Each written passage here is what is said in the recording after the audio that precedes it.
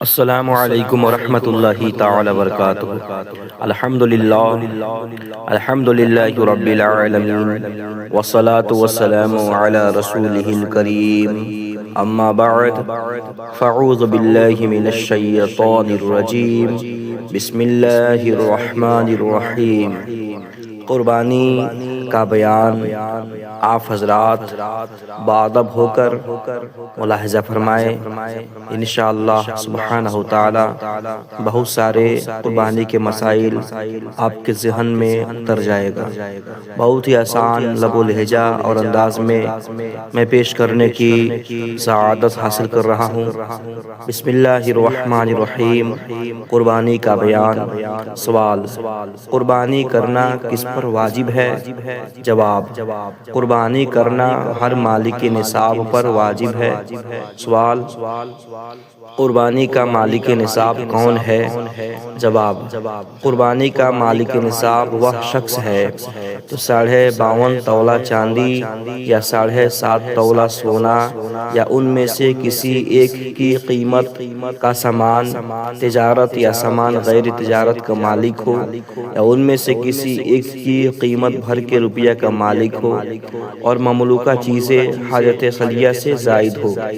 سوال: مالک نصاب پر اپنے نام سے زندگی میں صرف ایک مرتبہ قربانی کرنا واجب ہے یا ہر سال؟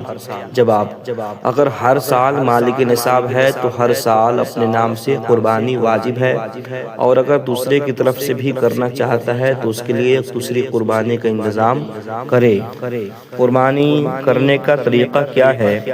جواب: قربانی کرنے کا طریقہ یہ ہے کہ جانور کو بائیں پہلو پر اس طرح لٹائیں کہ منہ اس کے قبلہ کی طرف ہو، اور اپنا دایاں پاؤں اس کے پہلو پر رکھ کر تیز چھری لے کر یہ دعا پڑھے: انی وجہت وجہی للذی فطر السماوات والارض حنیفا وما انا من المشرکین، ان صلاتی ونسکی ومحیای ومماتی للہ رب العالمین لا شریک لہ وبذالک امرت وانا من المسلمین، اللہم منک ولک بسم اللہ اللہ اکبر پڑھ کر ذبح کرے۔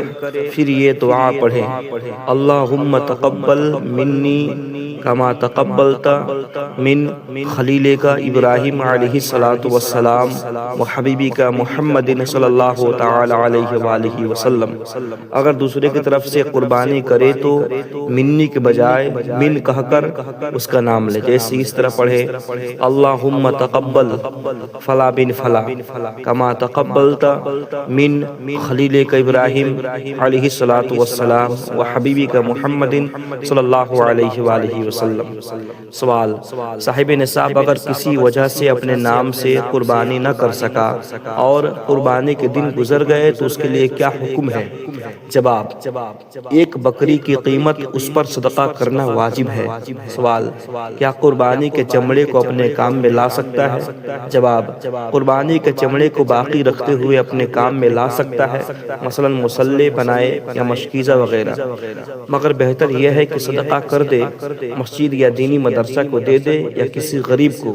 سوال: کیا مسجد کے لیے قربانی کا چمڑا دینا جائز ہے؟ جواب: ہاں، مسجد کے لیے قربانی کا چمڑا دینا جائز ہے اور بیچ کر اس کی قیمت دینا بھی جائز ہے، لیکن اگر چمڑے کو اپنے خرچ میں لانے کی نیت سے بیچا، اب اس کی قیمت کو مسجد میں دینا جائز نہیں۔ اللہ تبارک و تعالی ہمیں اور آپ کو دین کے مسائل سیکھنے، سننے، اس پہ عمل کرنے کی توفیق عطا فرمائے۔